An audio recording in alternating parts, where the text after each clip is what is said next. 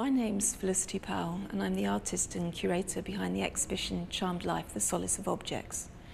This exhibition really centres around a collection of charms and amulets that was put together by quite an interesting man called Edward Lovett. And he was living in the Edwardian era and collecting in London from people who most historians at the time weren't really interested in collecting from. So it's an unusual collection in that respect. But it's also fascinating because it shows a huge variety of objects that come under this title, Charms and Amulets. For this exhibition, I've been looking at about 1,400 objects, but I've selected about 400. Most of the objects are arranged on a horseshoe-shaped table, and they flow, the arrangement flows around the table a bit like a river, really.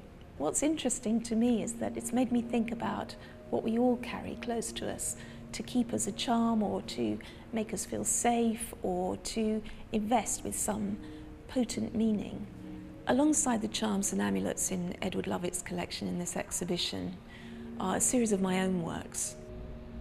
They relate to the charms in that they're very small and intimate, and they're made of wax on the back of a mirror.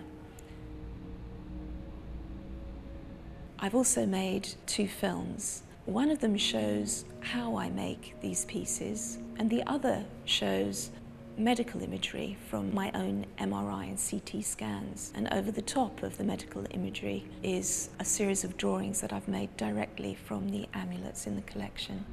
The 2 films together play on a sense of mystery that all the objects in the exhibition have.